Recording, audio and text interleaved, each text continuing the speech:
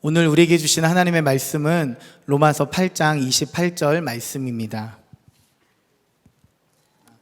우리가 알거니와 하나님을 사랑하는 자, 곧 그의 뜻대로 부르심을 입은 자들에게는 모든 것이 합력하여 선을 이루느니라. 반갑습니다. 대구에서 왔고요.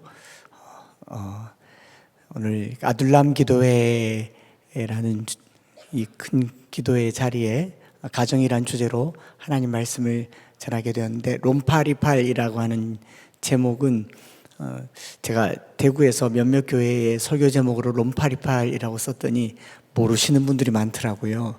그런데 여기 오니까 딱 담임 목사님이 제일 좋아하는 게 롬파리팔이라고 그러세요. 로마서 8장 28절, 하나님을 사랑하는 자 곧 그의 뜻대로 부르심을 입은 자들에게는 모든 것이 합력하여 선을 이루느니라. 이 말씀은 제가 책 제목으로 롬파리팔이라고 쓰기도 했지만 제게 은사가 되시고 303 비전 성경암송학교의 설립자이시고 또 규장 가피풀의 설립자이신 고 여운학 장로님께서 평생 즐겨 쓰시던 말씀이 롬파리팔입니다. 하나님을 사랑하는 자 곧 그의 뜻대로 부르심을 입은 자들에게는 모든 것이 합력하여 선을 이룬다. 이 합력이라는 말, 슌네르게오라고 하는 이 말은요, 우리 장로님께서 아주 정확하게 저희들 신학교 때부터 가르쳐 주신 게 뭐냐면, 협력이라고 하는 거는 어떤 한 일을 이루기 위해서 힘을 모으는 겁니다. 그러면 그 일을 이루기 위해서 힘을 모으려면 불필요한 힘들은 버려야 돼요. 집중해야 하기 때문에. 그런데 슌네르게오라고 하는 합력이라는 말은 조합하고 또 종합해서 모든 것의 결과물을 조화롭게 만든다라고 할 때 쓰는 표현이 합력이다라고 얘기합니다. 한자어로도 합력과 협력은 다르다라는 것을 어려서부터 신학교 때부터 우리 장로님께 배웠는데, 하나님을 사랑한 자 그의 뜻대로 부르심을 입은 자들에게 모든 것이 합력한다라는 말은 하나님께서 우리가 어떤 삶의 형편에 환경에 처해 있든지 간에 하나님의 계획 속에 있으며 그것은 버릴 것이 하나도 없다라는 말과 같은 의미입니다. 저기 목공소에 가면 땅바닥에 버려져 있는 나무 조각 하나도 목수들은 버리지 않습니다. 주워 갈랍시고 가면 놔두라 그럽니다. 이 바닥에 버린 거 아닙니까? 그러면 다 쓸데 있어서 둔 거다 그래요. 또 토기장에게 가면 땅바닥에 있는 흙 한 조각도 그는 쓸 것이 있으니까 그대로 두라고 얘기합니다. 우리 하나님께서 저와 여러분들을 부르셨을 때는 우리 인생의 좋은 모습, 나쁜 모습, 성공한 모습, 실패한 모습, 가난한 모습, 못난 모습 다 하나님 손에는 쓸데 있어서 놔둔 것인 줄 믿습니다. 특별히 아둘람 기도회로 모였을 때 다윗이 아둘람 굴에 갔을 때요, 성공자로 간 게 아니고 도망자로 갔고 궁지에 몰려서 사지에 몰려서 어찌 보면 막장이라고 하는 곳에 갔고, 다윗을 따르던 사람들 중에 뭐 귀인이 있었겠습니까? 제가 16년 전에 교회를 개척했을 때 저희 선배 목사님이 저더러 그렇게 묻더라고요. 한 목사, 교회에 귀인이 있나 이렇게 물어요. 귀인이 뭡니까? 왜 그 병원 좀 다니시고 은행 좀 다니시는 경제력 있는 분을 목회자들, 개척교회 목회자들은 귀인이라고 얘기합니다. 귀인은커녕 귀팝도 없었습니다. 오늘 우리에게 필요한 귀인이 필요한 게 아니죠. 다윗과 함께 모였던 아둘람 굴에 있는 사람, 비루한 사람들, 도망친 사람들, 쫓긴 사람들, 세금 떼먹은 사람들, 세상에 억울한 사람들을 다 모았지만 그 아둘람 굴에 모인 사람들이 이스라엘 나라의 초석이 되었습니다. 사람들이 볼 때에는 쫓기는 사람이고 인생의 막장 같은 사람들이 모인 그 모임이 이스라엘 나라의 중요한 기초가 된 것처럼 오늘부터 시작된 이 아둘람 기도회에 우리 인생에요, 버릴 것 하나도 없기를 축복합니다. 과거의 아픈 기억, 상처, 가난, 질병, 우리의 모든 연약한 것들도 하나님께서는 쓸데 있어서 두신 것인 줄 믿습니다. 마치 학교 갔다가 돌아와서 중학교 2학년 아이가 엄마 배고파 밥 줘 그러고 냉장고를 열어봤는데 쭉 둘러보니까 먹을 게 하나도 없어요. 계란, 파, 그리고 햄, 소세지 뭐 있는데 자기가 보기에는 먹을 게 없는 거죠. 문을 탁 닫고 먹을 게 없네 그러고 이제 자기 방으로 돌아갔는데 어머니가 잠시만 기다려봐라 그러더니 냉장고를 열어서 계란도 꺼내고 햄도 꺼내고 이것저것 꺼내서 퉁퉁퉁퉁 슝슝슝슝 해서 맛난 음식을 만들어내듯이 하나님의 냉장고 안에는 우리가 볼 때는 쓸모없어 보이는 것들이 가득합니다. 그런데 하나님께서는 이것을 다 합력하여 선으로 이끌어 가시는 줄 믿습니다. 그래서 우리 여운학 장로님께서는 항상 안 될 때도 잘 될 때도 또 못할 때도 잘할 때도 롬파리파를 외치셨던 겁니다. 그래서 저와 여러분들이 오늘 가정이라는 주제로 아둘람 기도회를 할 때요, 이 아둘람이라고 하는 현실의 팍팍함을 한탄하고 기도하기보다 다 마음에 이런 기도를 하면 좋겠습니다. 다 쓸 데 있다. 버릴 것 하나도 없다. 버릴 것 하나도 없다. 그리 기도하는 시간 되었으면 좋겠습니다. 저는 저희 인생을 통틀어서 하나님께서 지금까지 지내면서 버릴 것이 하나도 없었다는 것을 삶으로 고백할 수 있을 것 같습니다. 저는 16년 전에 대구 북구에서 엠마오 교회를 개척할 때요, 여러분 대구에서 목회하는 것도 어렵지만 개척하는 것은 더 어렵습니다. 목사님들끼리, 저희 선배 목사님들끼리 부르는 찬송가 가사 노랫말 중에 이런 노래가 있어요. 푸른 바다 나서니 몸 대전까지 가오리다. 대구 말고 부산 말고 어디든지 가오리니, 그런 찬송이 있습니다. 목회자들의 무덤이라고도 하는 그 대구에서 나서 살면서 교회를 개척하기로 마음먹었을 때, 그래도 그때는 나름대로 좀 자신도 있었어요. 16년 전에 39살 때 영국에서 막 들어와서 뭐 하면 될 것 같더라고요. 딱 보셔서 아시겠지만 인물도 좋고, 그리고 말빨도 좋고, 공부도 좀 했고, 키도 뭐 180cm 조금 부족하고, 그래서 그렇게 교회를 시작했는데 너무 어려운 거죠. 너무 어려워서 몇 번이고 위기를 경험하고 울고 불고 엎어지고 넘어졌지만, 지난 16년 동안 하나님께서 저를 만지시고 다듬어온 그 모든 손길은 롬파리파리였습니다. 오늘에 이르기까지 또 제가 살면서 선한 목자교회에 와보는 게 소원이었거든요. 하나님께서 잘 볼 수 있도록 성도들까지 다 채워주셔가지고 이렇게 이게 여기가 선한 목자교회구나 알게 해주신 것도 롬파리팔 생각하게 되었습니다. 교회를 그렇게 개척할 때 여운학 장로님께서 롬파리파를 알려주시면서 303 비전으로 목회를 할 수 있도록 저를 잘 지도해 주시고 안내해 주셨습니다. 오늘은 가정이라는 주제니까 303 비전이 뭐냐 하면, 자녀가 태어나서 출가할 때까지의 나이가 대략 30살쯤 되잖아요. 30살이고 이것이 3대가 되면 100년.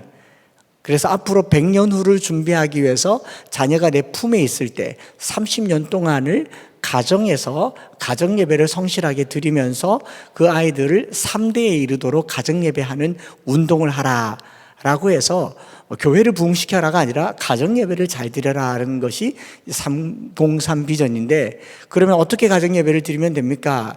물었더니 대부분의 가정들이 가정예배를 드리면 설교에 대한 부담감, 아내들은 피로감, 그리고 자녀들은 잔소리에 대한 짜증감, 이런 것들 때문에 가정예배가 되지 않잖아요. 아버지가 하나님 말씀으로 설교를 하지만 설교의 결론은 공부해라, 스마트폰 하지 마라, 어떤 본문으로 설교를 해도 지금은 공부할 때야, 컴퓨터 게임 할 때가 아니야, 씻어라, 일찍 자라, 뭐 이런 설교들로 일색되는 가정예배의 피로감 때문에 예배가 사라진 즈음에 장로님께서 기가 막힌 비전을 알려주신 거죠. 하루에 성경을 한 장씩 읽으면서 가정예배를 드리면 3년이면 일독합니다. 성경을 3년에 일독 성경을 읽으면 이 일독했다는 만족감은 있는데 은혜를 받기가 쉽지 않잖아요. 그래서 장로님께서 한 장 읽은 정도의 노력, 한 장 읽으면 5분 걸리잖아요. 153, 하루에 5분간 3가지 기도 제목 하듯이 5분을 성경을 읽는데 한 장을 읽을 노력, 한 20절 정도 되는 한 장을, 한 절을 20번 읽는 건 어떻겠는가? 한 절을 20번 읽으면 어떻게 되겠습니까? 외고도 남겠죠. 그렇게 해서 매일 한 절씩 성경 암송 가정 예배를 드리는 게 어떻겠냐 해서 3년 동안을 가정 예배를 드리고 4년을 드리고 5년을 드리고 하다 보니까 저희 엠마오 교회 성도들의 대부분은 어른 아이 할 것 없이 200절, 300절 정도는 주기도문 수준으로 암송을 하게 되었습니다. 이게 남의 교회니까 아멘이 잘 안 나오시는데 저희 아이들 중에는 400절 암송한 아이들도 있고요. 500절도 있고요. 600절도 있고요. 1000절도 있습니다. 그렇게 암송을 매일매일 하다 보면 절수가 늘어나면 한 절하고 지나가면은 그 다음 걸 복습을 하지 않으면 잊어버리니까 계속 누적을 해서 한 300절, 400절 하다 보면 저희가 이제 암송하는 암송 카드가 이렇게 있는데 이게 앞뒤로 100절이에요. 이 100절을 소리내서 읽으면 한 15분이면 충분히 읽는 정도의 분량인데 이걸 300절 그러면 45분, 400절 그러면 1시간이잖아요. 그러니까 아이들이 예배가 길어지니까 주리를 들고 이제 부모님을 원망하고 내가 예수를 잘못 믿었지, 아니 교회를 잘못 다녔지 이러다 보니까 아이들이 성경 암송을 이제 그 한계에 도달하면서 요령을 터득한 것이죠. 그게 래퍼라고 하는 거 혹시 아세요? 아이들이 성경 암송할 때 저희 교회 아이들 대부분이 즐겨 암송하는 것들 중에 출애굽기 말씀이 있는데 좀 흉내를 내면 이렇습니다. 출애굽기 20장 1절부터 21절까지 말씀, 하나님이 모든 말씀으로 말씀하여 이르시되 난 너를 애굽 땅 정대했던 집에서 인도하는 내 하나님 여호와니라. 넌 나 외에는 다른 신을 내게 두지 말라. 너를 위해 생육상을 만들지 말고 또 위로 하늘에 있는 것이나 아래로 땅에 있는 것이나 땅 아래 물속에 있는 것에 어떤 형상도 만들지 말고 그들에게 절하지 말고 그들을 섬기지 말라. 나 내 하나님 여호와는 질투하는 하나님인즉 나를 위한 자를 죄를 갚되 아버지로부터 아들에게로 3, 4대까지 이르게 하거니와 나를 사랑하고 내 계명을 지킨 자에게는 천대까지 은혜를 베푸느니라. 넌 내 하나님 여호와의 이름을 망령되게 부르지 말라. 여호와는 그 이름을 망령되게 부른 자를 죄 없다 하지 아니하리라. 안식일을 기억하여 거룩하게 지키라. 엿새 동안 힘써 내 모든 일을 할 것이나 일곱째 날은 내 하나님 여호와의 안식일인즉 너나 내 아들이나 내 딸이나 내 남종이나 내 여종이나 내 가축이나 내 문화 내 몸은 게리라도 아무 일도 하지 말라. 이는 나 여호와가 엿새 동안 하늘과 땅과 바다와 그 가운데 모든 것을 만들고 일곱째 날에 쉬었습니다. 그러므로 나 여호와가 안식일을 복되게 하여 그날을 거룩하게 하느라. 내 부모를 공경하라. 그래 함 내 하나님 여호와가 내게 준 땅에서 내 생명을 길리라. 살인하지 말라. 간음하지 말라. 도둑질하지 말라. 내 이웃에 대하여 거짓 증거하지 말라. 내 이웃의 집을 탐내지 말라. 내 이웃의 아내나 그의 남종이나 그의 여종이나 소나 낙이나 무로 내 이웃의 소유를 탐내지 말라. 백성의 우레와 번개와 나팔 소리와 산의 연기를 분지라. 그들을 볼 때 떨며 멀리 서서 모세 이르기되 당신이 우리에게 말씀하소 우리가 들으리다. 하나님 우리에게 말씀하시지 말게 하소서. 우리가 죽을까 하나이다. 모세가 백성이 이르되 두려워하지 말라. 하나님이 말씀은 너를 심하고 너를 경외하여 범죄하지 않게 하라니라. 백성은 멀리 서 있고 모세는 하나님이 계신 흑암으로 가까이 가니라. 출애굽기 20장 1절부터 21절까지의 말씀. 아멘. 자꾸 하니까 주기도문 사도신경 하듯이 100절, 200절, 300절, 400절을 아이들이 입에서 입으로 계속 줄줄줄줄 암송하게 되는 게 16년 동안 저희가 교회에서 아이들에게 한 것입니다. 별로 한 건 없었지만 가정에서 매일 예배를 드렸고 매일 예배를 드릴 때 부담 주지 않고 한 절만 계속 반복을 했고 그렇게 암송을 하다 보니까 교회에서 주로 하는 놀이가 암송놀이가 되는 거죠. 남자아이들 데리고 목욕탕 가면 사우나에 가서 뜨거운 물 사우나에 가잖아요. 목사님 뜨거워요. 언제 나가요? 고린도전서 14. 목사님 좀요. 내가 사람의 마음과 천사의 말을 할지라도 사랑이 없음 소리 난 구리는 울리는 깽가리라고 내가 예언한 능서 모든 비밀과 다 하고 찬물에 들어가요. 노는 거죠. 목욕탕 안에서 아무것도 가진 게 없으니까 우리 안에 있는 말씀을 가지고도 놀 수 있고 식당에 밥 시켜놓고 돌아가면서 암송을 할 수도 있고 길을 가면서도 암송을 할 수 있고 이렇게 암송을 하는 것이 즐거움이 되어서 한 300절, 400절 정도는 아이들이 웬만하면 하더라고요. 그래서 좀 큰 목표를 삼기 위해서 열왕기상 3장에 솔로몬이 1000 번제를 드렸는데 우리가 하나님께 번제의 제물을 드릴 만한 재력은 없고 하나님께 송아지 한 마리 각 뜨듯이 말씀 한 절 한 절 각을 떠서 번제물 드리듯이 1000절을 암송하는 게 어떻겠는가.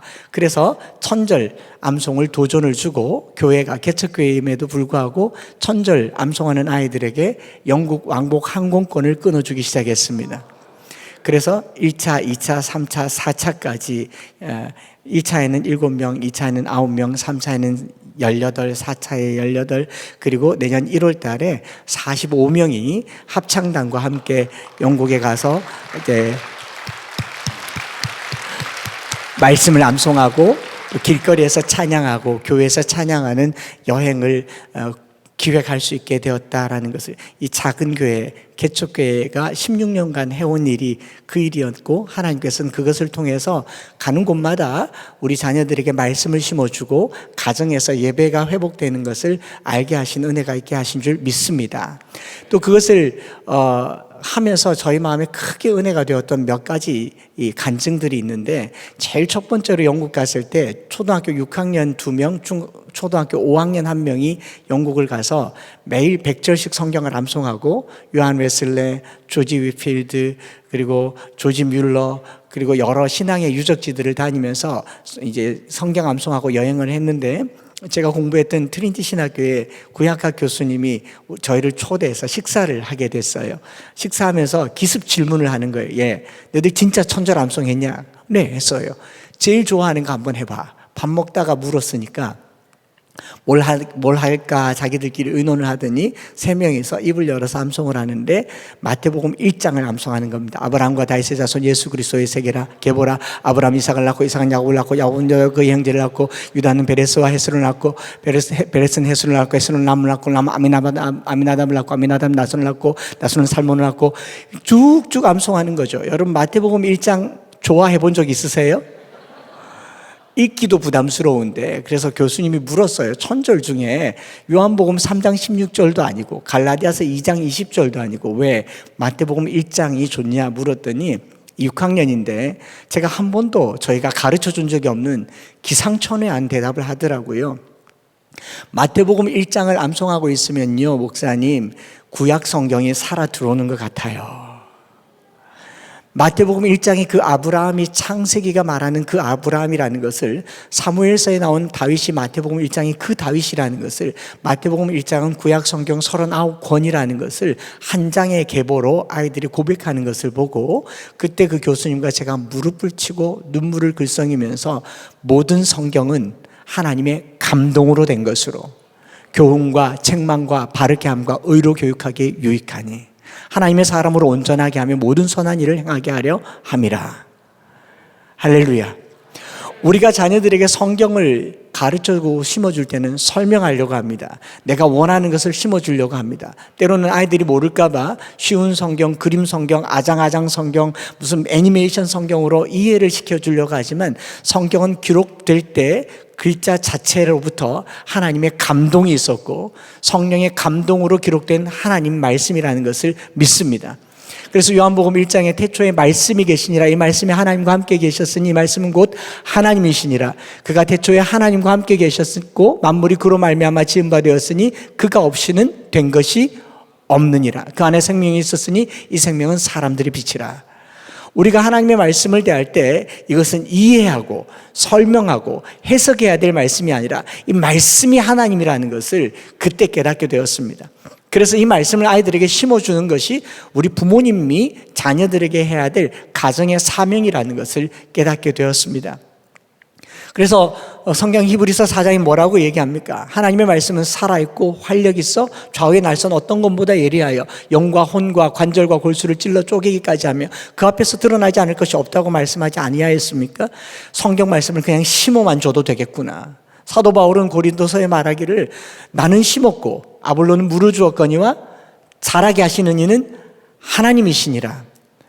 우리가 가정에서 가정의 여러 가지 것들을 두고 이런 기도 제목 저런 기도 제목을 하지만 말씀이신 하나님을 자녀들에게 심어주는 것이야말로 가정이 회복되는데 가장 중요한 일이라는 것을 믿으시기 바랍니다. 아이들에게 이 말씀을 심어주는 것이 우리 부모된 또 가정에 있는 우리의 삶의 도리라는 것, 또 이 말씀이 우리 안에 들어오셨을 때 말씀은 살았고 활력 있는 하나님의 말씀이 된다라는 것입니다. 생물학에서는 임계량이라고 하죠. 대나무 씨앗을 심어두면 4년 동안 싹이 하나도 나지 않습니다. 그러나 땅 속에서는 뭘 하고 있죠? 뿌리를 내립니다. 뿌리를 내리고 양분을 깊이 빨아들인 후에 임계량이 다 차서 싹이 나기 시작하면 하루에 10cm, 20cm씩 1년이면 20m까지 자라는 것이 대나무라고 합니다. 오늘 우리가 하나님의 말씀을 우리 안에 심어두면 말씀이 우리 안에 살아 역사하신다는 믿음을 가지고 이 아둘람 기도에 말씀으로 시작하는 기도의 시간이 되시기를 축복합니다. 성경은 모두 31,102절인데 모든 성경을 심자는 게 아니에요. 모든 성경은 하나님의 말씀이지만 하나님께서 특별하게 그 사람에게 주시는 한 절이면 충분합니다. 오늘 우리가 성경 전부를 정복하려고 해서도 안 되고 성경 전부를 지배하듯이 암송하려고 해서도 안 되며 성경 전부를 내가 통독하면서 그것을 나의 것으로 삼으려고 하는 것도 오만한 행동이겠거니와 단 한 절이면 내 삶이 변화되고 새로워지며 한 절이면 충분하다고 하는 이 마음의 고백으로 이 말씀을 가지고 가정들이 회복되기를 축복합니다. 그 한 절이 제게 있었고 저는 그 한 절 때문에 오늘 이 자리에 서게 된 것이 아니겠습니까? 저희 아들이 군에 갈 때 제가 성경책을 새 걸 사주면서 아들 군에서 시간이 있을 때마다 이 성경을 읽고 눈길이 지나가는 곳에 밑줄을 좀 그어라. 휴가 나왔을 때 들고 나와서 아빠가 좀 보자. 성경이 더러워야 영혼이 맑다. 성경이 깨끗하면 영혼이 더럽다. 눈길이 지나가는 곳에 줄을 그어라. 그래서 첫 번째 휴가를 왔는데 성경책을 들고 왔더라고요. 펼쳐서 쭉 보니까 여기저기 밑줄이 끄였습니다. 제 호기심에 제일 처음으로 그은 구절이 뭔가 해서 창세기를 펼쳤어요. 몇 절이었을 것 같습니까? 당연히 1절, 태초에 하나님이 천지를 쫙 할 줄 알았는데 2절에 긋더라고요. 땅이 혼돈하고 공허하며 흑암이 깊음 위에 있고 하나님의 영은 수면 위에 운행하시니라. 궁금했어요. 아들 불러서 아들 군생활이 혼돈하고 공허하며 흑암이 깊나? 물었더니 에이 아빠 그게 아니고요. 이 구절은 아빠 구절이잖아요. 그래요. 적어도 제 아들이 보기에 제 인생은 땅이 혼돈하고 공허하며 흑암이 깊음 위에 있는 그런 인생이었나고 봅니다. 저의 간증과 저의 삶과 과거를 누구보다도 잘 아는 제 아들에게 창세기 2장은 아빠 구절인 거죠. 성경이 자기 아빠를 보여주는 겁니다. 저는 대구에서 자랐는데 주민등록 본적지가 대구 시내 한복판에서 태어났는데 그 본적지 주소가 어디냐면 대구시 중구 향촌동 18번지입니다.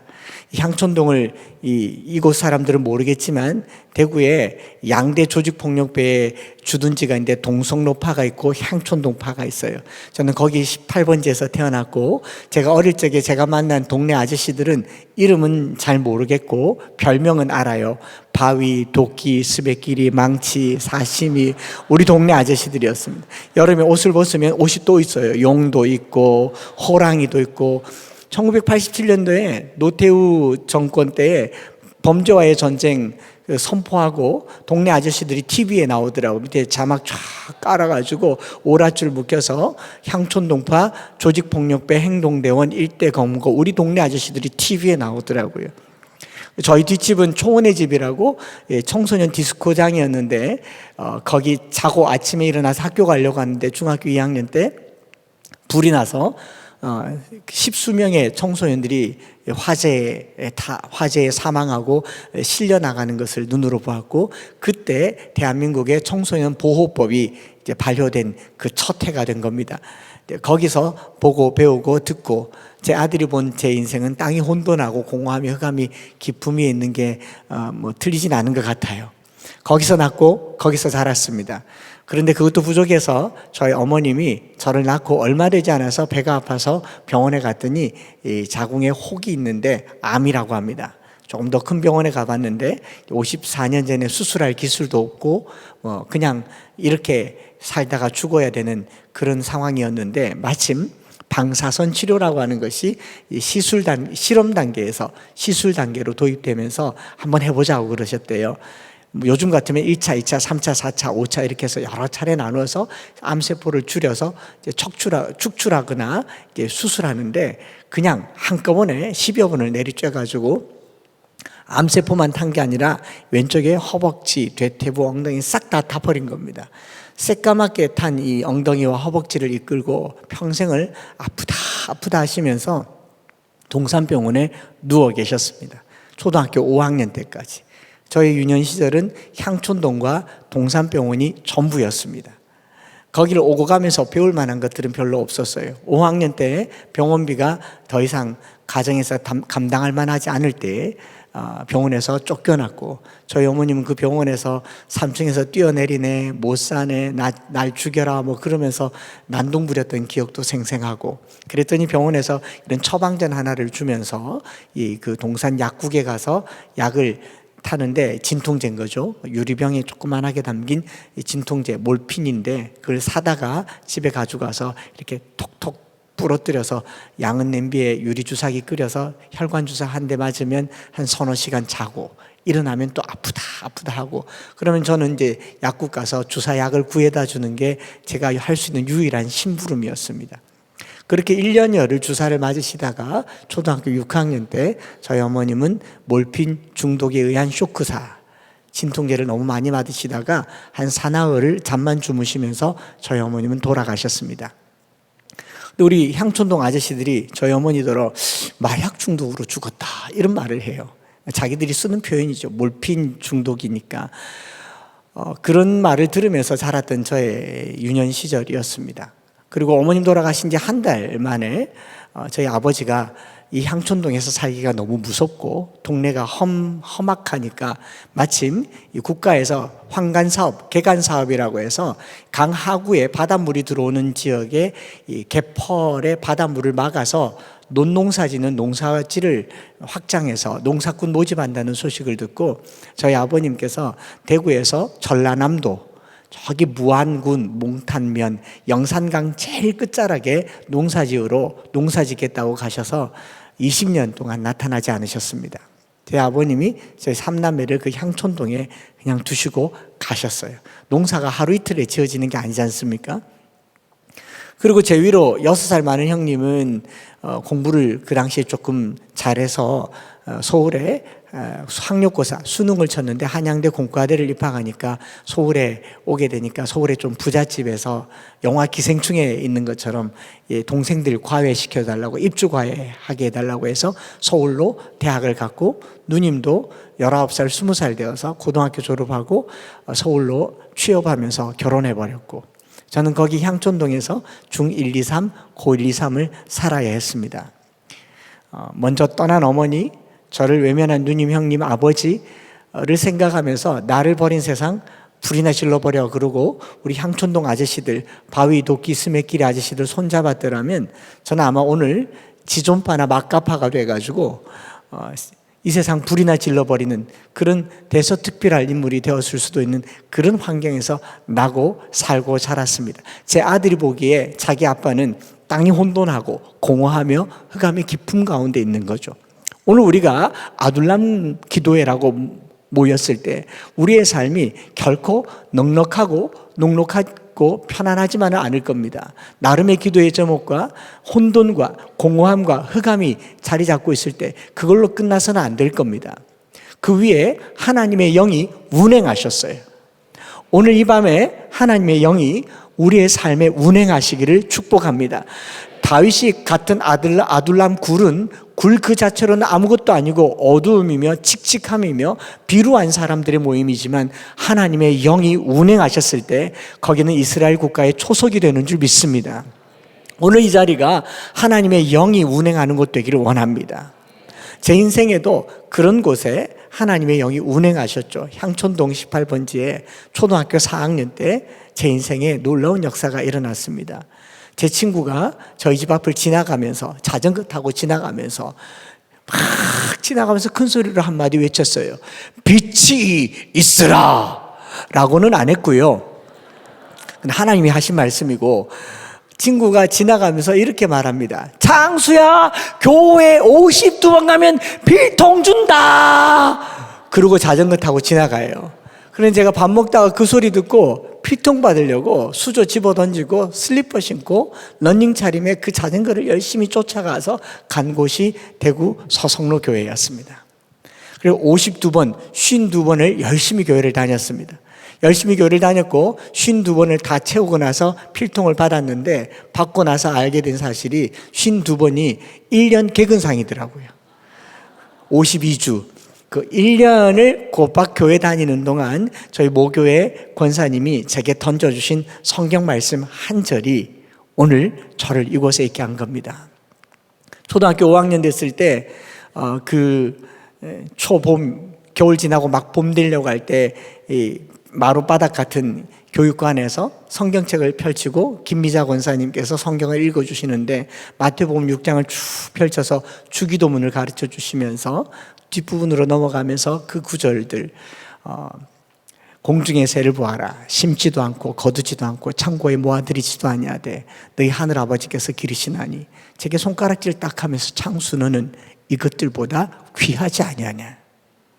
그냥 읽어준 말씀이지만 이 5학년짜리 아이의 마음을 뛰게 했습니다. 제가 그때까지 누구에게도 귀하다는 소리를 들어본 적이 없는데 그 권사님이 진심 어린 목소리로 창수 너는 이것들보다 귀하지 아니하냐. 드레베카파를 보아라. 솔로몬의 모든 영광으로도 입은 것이 이 꽃 하나만 같지 못하였느니라. 오늘 있다가 내일 아궁이에 던져지는 들풀도 하나님이 이렇게 입히시거늘 또 저를 손가락질하면서 하물며 창수 너일까 보냐. 창수야 이 말씀 마음에 새겨라. 마태복음 6장 33절. 그러는 너희는 먼저 그의 나라와 그의 의를 구하라. 그리하면 이 모든 것을 너희에게 더하시리라. 제 가슴이 뛰었습니다. 여러분 5학년이 하나님의 나라, 하나님의 의가 뭔지를 어찌 알겠습니까? 그런데 이 모든 것을 준단 말이 너무 좋아서 그 첫 마디가 진짜요였어요. 그 말은 좋단 말이었어요. 안 믿어지지만 믿고 싶었던 말씀이었습니다. 왜냐하면 이미 필통도 받았고 이 하나님이 누구신지 모르겠지만 내게 좋은 분이었습니다. 그 길로 교회를 다니기 시작했고 매주 교회를 다녔고 매일같이 교회를 다녔고 그 길로부터 40여 년이 지나 저는 오늘 목사가 되었고 교수가 되었고 또 이 자리에 와서 아둘람 기도회 강사가 되었고 또 책을 쓰게 되었고 그 한 구절이 모든 것을 결정짓는 하나님의 음성이 된 줄 믿습니다. 그냥 교회를 다녔어요. 계속 다니니까 교회의 권사님, 집사님, 장로님들은 향촌동에서 아이가 오니까 사고는 치지 않을까, 뭐 훔쳐가지는 않을까 이런 눈길로 보는 사람이 왜 없었겠습니까? 그러나 또 한켠에는 어머니 없고 아버지 없는 아이가 교회를 나오는데 밥은 먹었는지 또 잠은 자는지 돈은 필요한 거 없는지 갈 때마다 100원 주고 200원 주고 이런 분들의 사랑과 관심이 저를 계속 교회를 다니게 했고 향촌동과는 비교할 수 없는 것이 바로 교회였습니다. 제게는 교회가 천국이었습니다. 잠도 잘 수 있고 밥도 먹을 수 있고. 그런데 교회가 시내에 있으니까 이제 도둑 든다고 자꾸 문을 잠궈요. 그럼 저는 또 담 타놓고 교회에 들어가서 문을 따고 들어가서 교육관에서 웅크리고 잠자는 게 저희 중학교, 고등학교 시절에 유년 시절의 삶이었지만 교회가 그리 좋을 수 있었던 이유는요. 너는 이것들보다 귀하지 아니하냐. 공중의 새를 보아라. 심지도 않고 거두지도 않고 창고에 모아들이지도 아니하되 너희 하늘 아버지께서 기르시나니 너는 이것들보다 귀하지 아니하냐. 제가 교회를 가는데 귀하게 여김받는다는 사실이 제가 지금 귀하게 보이지 않나요? 이게 귀한 게 하나님으로부터 귀히 여김을 받아서 그렇게 된 줄 믿습니다. 하나님께서 거기서 나서 거기서 살아도 천하게 살지 않도록 귀히 여기시는 은혜가 말씀에 있다는 것을 깨닫게 되었죠. 그래서 교회에서 계속 잠을 자다 보니까 교회에 사택에 주무시는 분이 있더라고요. 나는 잘 데가 없는데 우리 사찰 집사님과 담임 목사님이 사택이 있는 걸 발견하고 내가 사찰 집사님이 되든지 목사님이 되면 잠자리는 해결할 수 있겠구나 이런 단순한 마음에 목사님이 되면 좋겠다 생각을 하고 전도사님께 여쭈었어요. 목사님이 되려면 뭘 하면 되느냐.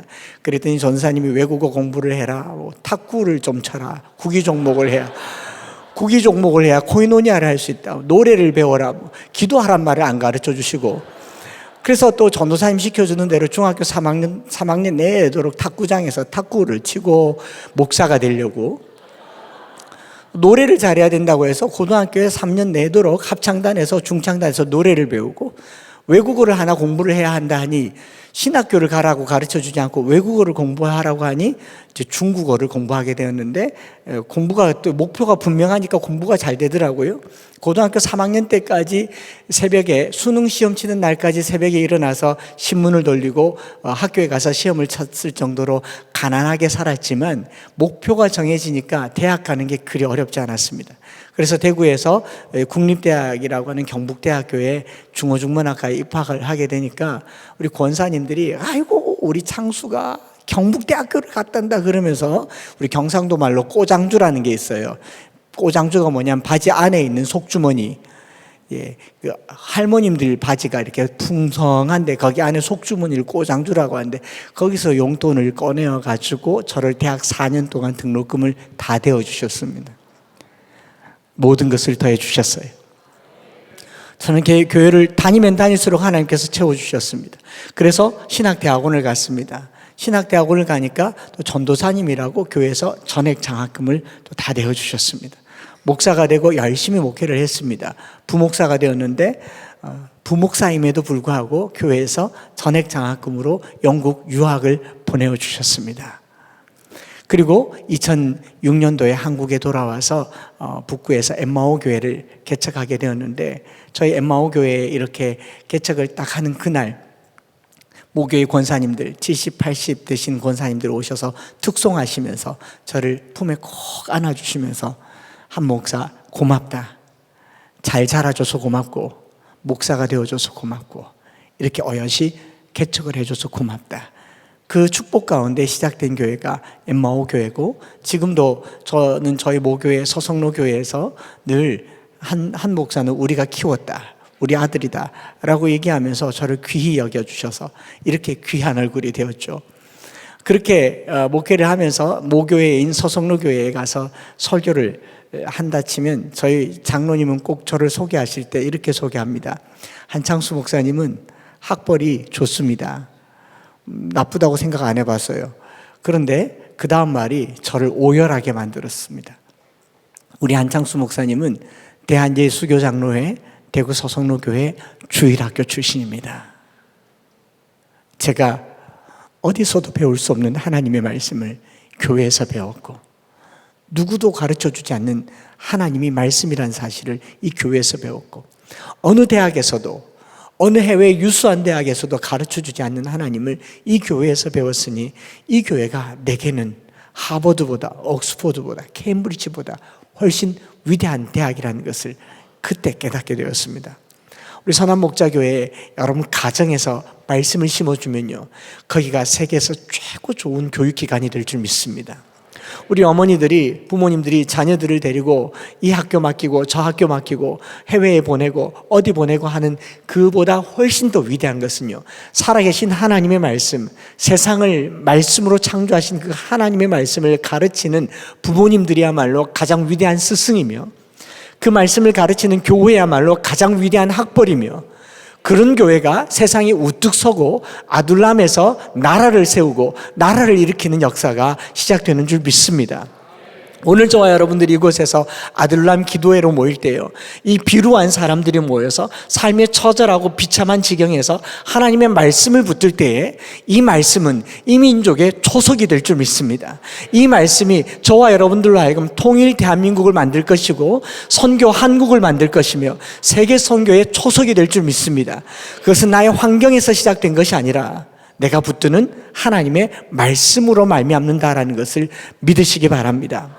저는 초등학교 5학년 때 이 말씀을 붙들고 나서 지금까지 이르는 동안 하나님께서 단 한 번도 저를 비루하게 비천하게 여기지 않으시고 모든 것을 채워주신 하나님이신 줄 믿었고 또 믿습니다. 앞으로도 그렇게 믿습니다. 너무 많은 이야기들이 있지만 몇 가지만을 더 소개를 해드린다면요 중학교 2학년 때 사춘기가 막 와서 이제 아버지가 그래도 원망스러웠거든요. 어떻게 이렇게 무책임할 수 있나.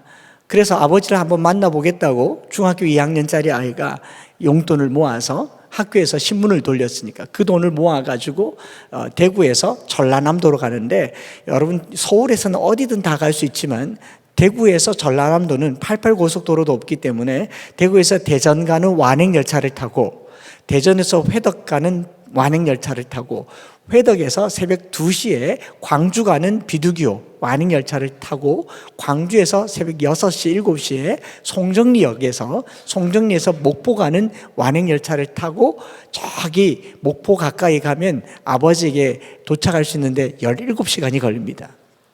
17시간 걸려서 중학교 2학년짜리가 대구에서 전라도 가는 거 굉장히 긴장을 많이 해야 되는 시대였습니다.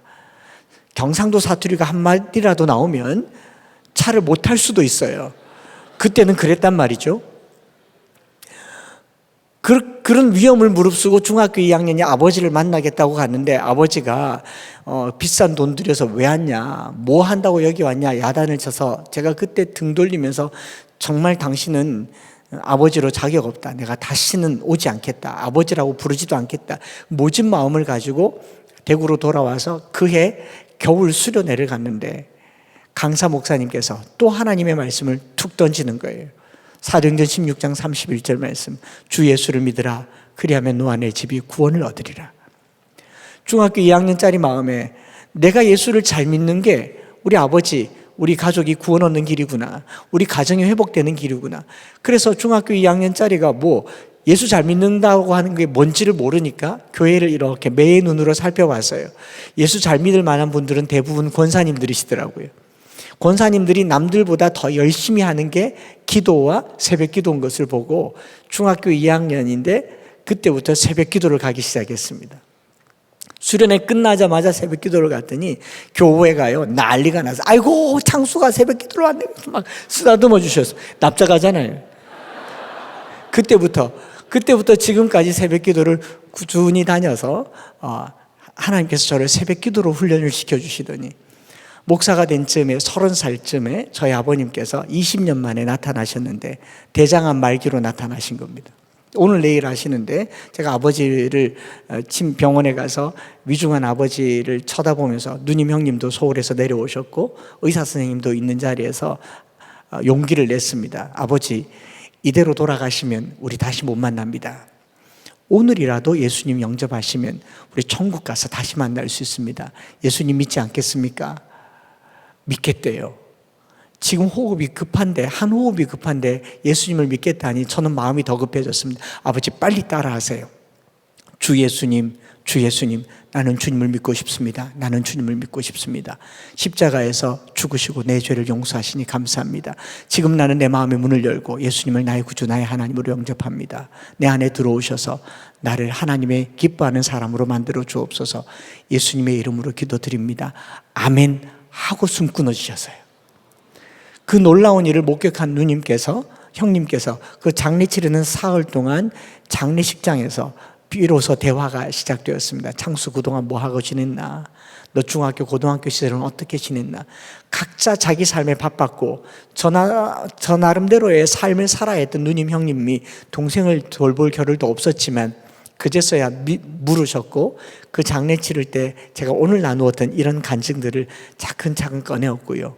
그날 누님, 형님 믿음이 회복되어서 저희 형님은 안수집사로 서울에서, 저희 누님은 지금 저희 교회 권사님으로 한 가정이 믿음의 가정 된 줄 믿습니다. 중학교 2학년 때 흔들리던 그 사춘기 시절에 던져준 한 절의 말씀이 한 가정을 살렸다면 이 말씀은 살아있는 말씀입니다. 오늘 이 말씀이 우리의 영과 혼과 관절과 골수를 찔러 쪼개는 것은 이 말씀은 살아있기 때문에 그렇습니다. 하나님께서 세상을 창조하실 때 땅이 혼돈하고 공허하며 흑암이 깊음 가운데 운행하시면서 다른 거 하지 않으셨어요. 여호와께서 이르시되 말씀하셨습니다. 빛이 있으라 하시니 빛이 있었고 물 가운데 궁창이 있어 물과 물로 나뉘라 하시니 나뉘어졌고 궁창을 하늘이라 부르시고 저녁이 되고 아침이 되니 둘째 날이니라. 하나님께서 계속 말씀하셨어요. 이 성경에 있는 이야기는 내가 말하면 세상이 된다라는 이야기입니다. 오늘 우리의 가정에, 아둘람과 같은 우리의 가정에 하나님의 말씀이 선포될 때 혼돈과 공허와 흑암 가운데 하나님의 영이 임하시는 줄 믿습니다. 우리가 이 말씀을 깨닫고 이해하고 은혜 받는 수단으로 여기지 마시고 말씀이신 하나님을 선포하십시다. 가정에 선포하시고 자녀들에게 선포하시고 이 말씀이 들릴 때, 이 말씀이 우리 안에 심겨질 때 역사가 진행된다라는 것입니다. 하나님은 성경 한 절도 허투루 우리에게 주신 적이 없기 때문에 이 말씀을 내가 마음에 새기고 자녀들에게 가르쳐주는 이 일이 우리에게 너무 소중하다라는 것이죠. 그렇게 해서 목회를 시작하고 개척교회를 하는데요, 말씀드린 것처럼 개척교회는요 생각보다 쉽지 않죠. 특별히 상가에서 개척을 하면 이 상가가 그냥 상업할 때 상가가 아니라 초상날 상자 상가교회입니다. 교회가 상가에서 교회를 개척하면요 그냥 조금 지나면 2년 지나면 임대료를 올려줘야 되고, 안 그러면 이사를 가야 되고, 이사를 가려면 인테리어를 해야 되고, 한 두세 번 처음 개척했을 때 이전 교회 교인들과 이전 인간관계들이 확 모여서 헌금하고 후원하고 몇 년 동안 지원해 주는 것 같지. 전 그러고 보니까 그것도 못 받았네.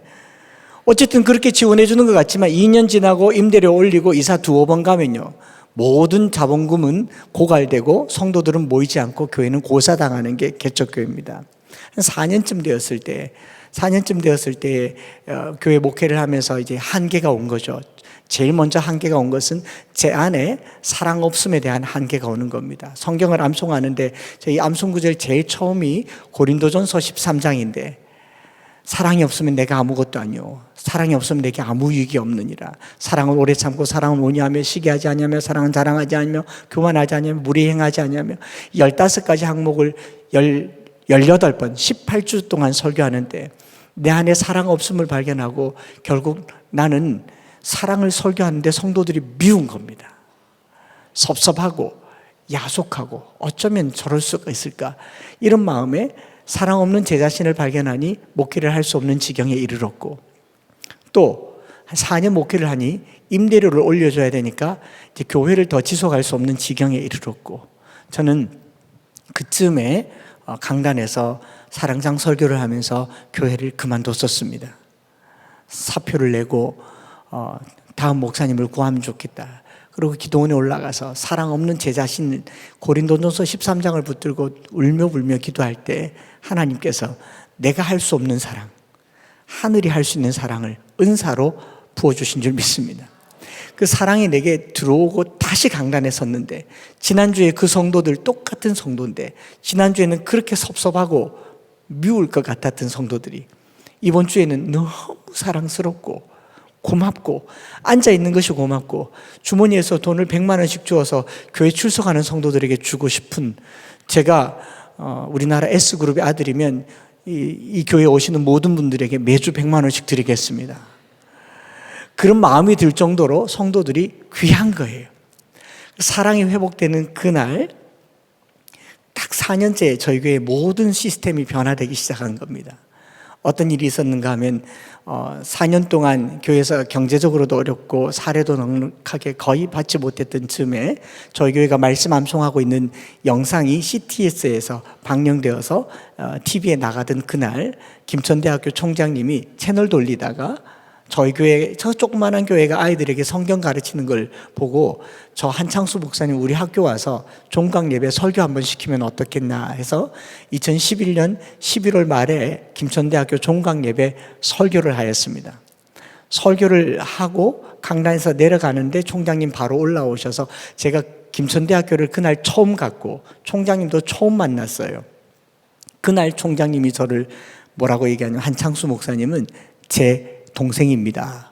제가 이복 누님이 계신 줄 몰랐어요. 근데 그렇게 말씀하시고 그날 김천대학교 교수가 됐습니다.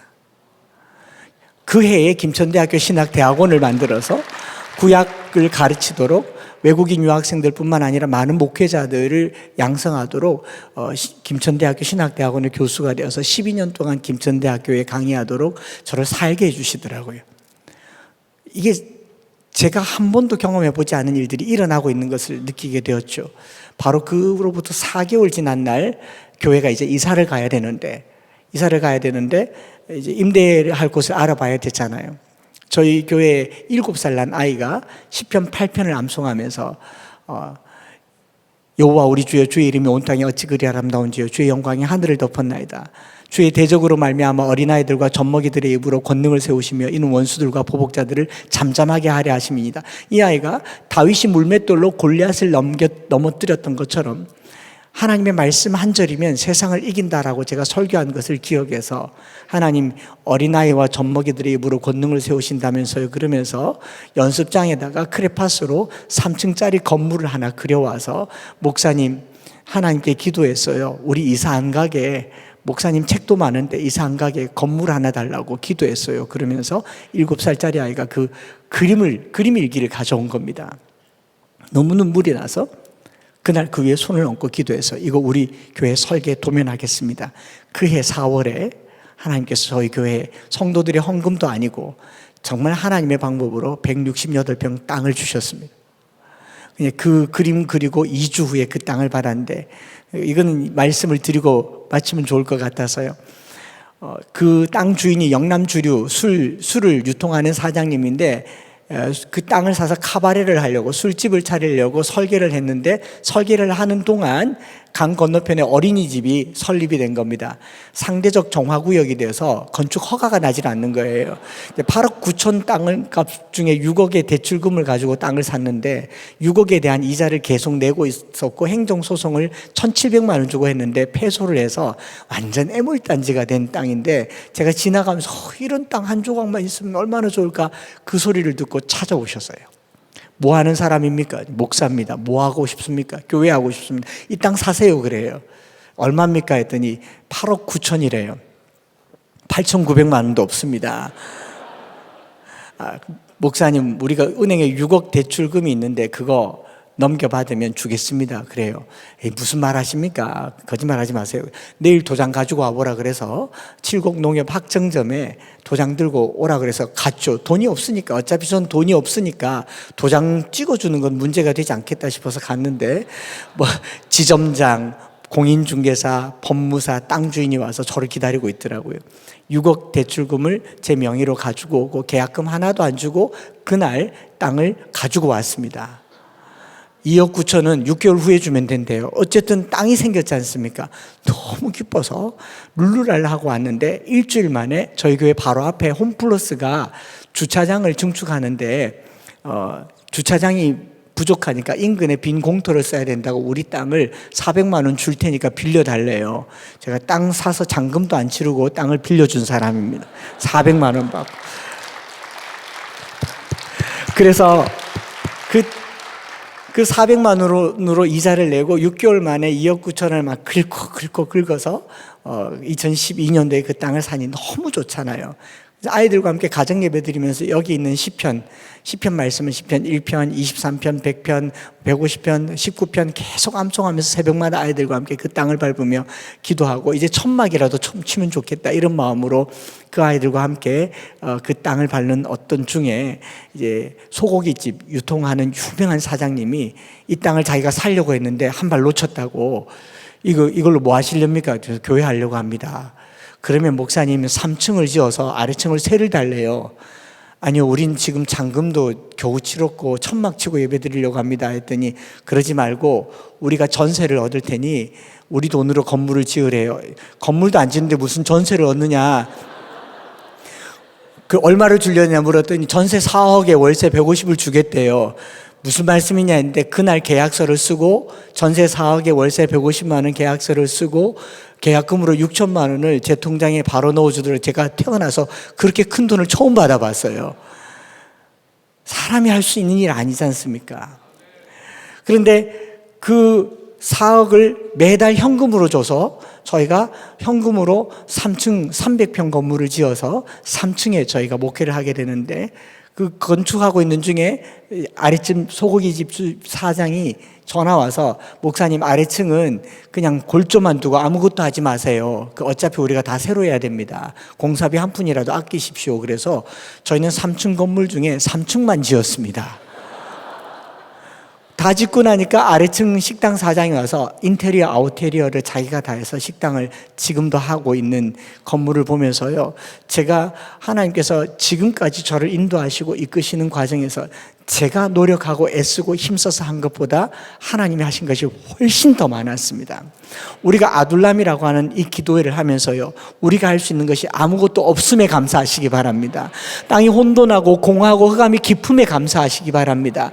특별히 우리의 가정이, 자녀들이, 남편이, 아내가, 부모가 흑암이 깊음 가운데 있고 공허할수록 감사하시기 바랍니다. 하나님이 일하실 때이기 때문에 그렇습니다. 하나님이 운행하실 때이기 때문에 그렇습니다. 이 기도회가 시작된 지금쯤에, 이 기도회가 끝났을 때에는 나라가 시작되는 창조가 있기를 축복합니다.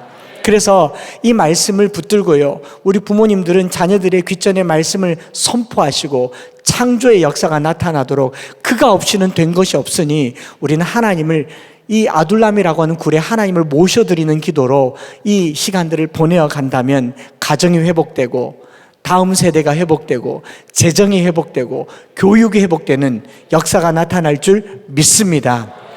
우리 시간에 한번 합심해서 기도하기를 원하는데요, 저와 여러분들이 기도할 때 우리가 아둘람이라고 하는 현실에 머물러 있거나 깜깜함에 머물러 있다면 눈물밖에 나지 않을 겁니다. 그러나 그 순간이 역사가 시작되는 전제 조건입니다.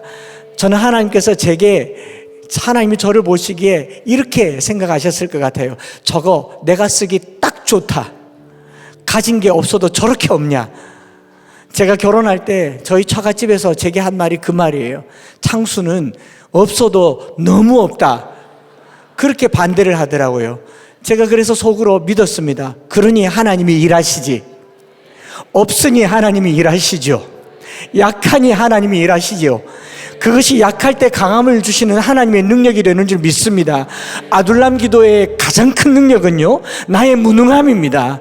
나의 부족함이고 나의 가난함이에요. 부모님들이 자녀를 보고 우리의 가정을 보면 처절할 만큼 아무것도 아니지만 하나님이 보시기에는요, 딱 좋다. 내가 쓰겠다. 이것이 창조의 시작 아니겠습니까? 우리 주여 부르짖고 한번 합심해서 기도하기를 원하는데, 하나님 우리 가정 써주십시오. 우리 자녀 써주십시오. 나의 가난함과 질병과 나의 연약함과 나의 미천함을 써주십시오. 이 비루한 인생을 써주십시오. 주여 한번 부르짖고 합심해서 기도하겠습니다.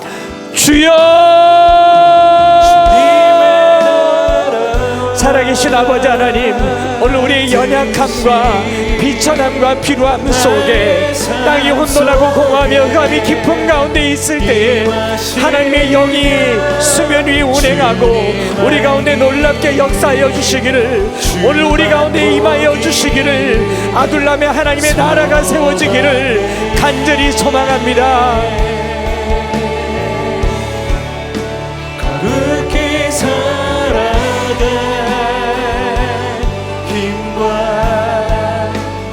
두려움없는 믿음 주신 나의 하나님, 완전한 사랑 찬양해.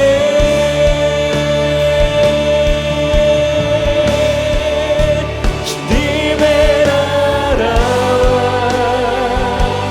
뜻이 나의 삶 속에 임하시며 주님 알기를, 주만 보기를 소망해.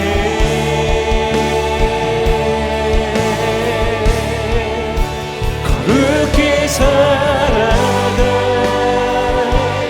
힘과 두려움 주신 나의 하나님, 완전한 사랑 찬양해. 오늘 이 시간 기도의 자리에 나오신 여러분들, 하나님 겉으로는 괜찮아 보이는데 다른 사람들은 다 우리 가정 괜찮은 줄 아는데, 하나님 사실 저희 가정이 아둘람입니다. 저희 가정에 환난이 있고 빚졌고 마음에 원통함이 있습니다. 그런 가정에, 우리 가정이 그런 현실에 처하신 분들이 계시다면 바로 지금이 가장 기도하기 좋은 때인 것 같습니다. 여전히 하나님께서는 공중나는 새를 보라. 나는 너의 아버지다. 나는 너희와 동행하고 나는 너희를 먹이고 나는 너희를 책임지는 아버지 하나님이다 라고 말씀하십니다. 이 시간 함께 기도하실 때, 하나님 저희 가정에 있는 모든 근심과 걱정들, 주님을 바라보지 못해 생겼던 원통한 마음들, 슬픈 마음들, 비통함들이 예수의 이름으로 끊어지게 하여 주시옵소서. 오직 주 예수의 이름으로 우리 가정이 다시 회복되어지게 하여 주시옵소서. 모든 근심과 걱정은 떠나가게 하여 주시옵소서. 이 시간 함께 주여 한번 부르짖고 기도하겠습니다. 주여. 주님의 나라 주님, 나의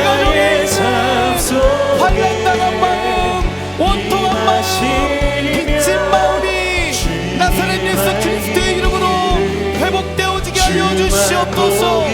주님 오셔서, 주님 오셔서, 주님 오셔서 우리의 모든 결심을 거두어가 주시고 아버지 하나님을 바라볼 때에, 아버지 하나님을 바라볼 때에 우리의 가정이 다시 일어나게 하여 주시옵소서.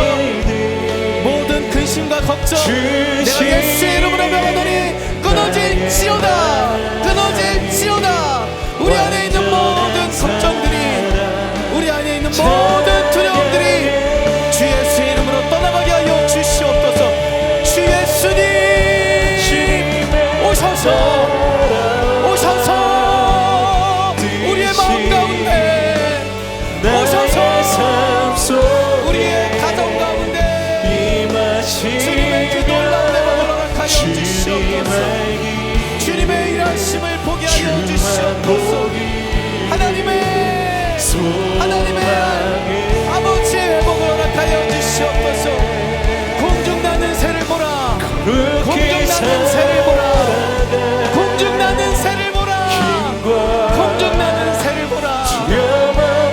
우리의 모든 근심과 아픔과 걱정과 수고를 하시는 그 주 예수 그리스도께서 우리를 완전한 회복으로, 우리를 완전한 사랑으로 회복시켜 주시옵소서.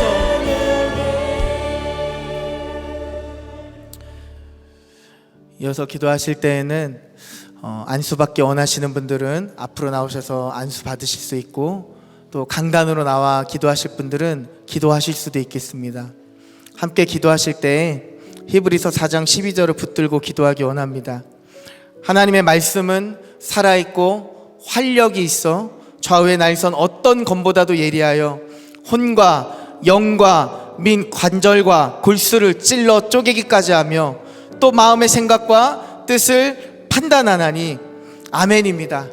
하나님께서는 영혼의 대수술을 위해 가장 날카로운 검, 하나님의 말씀으로 우리 가정을 회복시켜 주시기 원하십니다. 어떤 수술 메스보다도 더 날카로운 검으로 우리를 회복시키기 원하시는 분이 하나님이십니다. 그렇다면 영혼의 의사 되신 하나님께 우리의 가정을 보여드려야겠습니다. 그렇다면 영혼의 완전한 치유자 되시고 회복자 되시는 주 예수님께 우리의 모든 것을 오픈하고 나오셔야 되겠습니다. 이 시간 함께 기도하실 때에 하나님, 영혼의 수술을 허락하여 주시옵소서. 그리하여 하나님의 말씀이 우리 가정에 심어지는 역사가 우리 온 세대에 일어나게 하여 주시옵소서.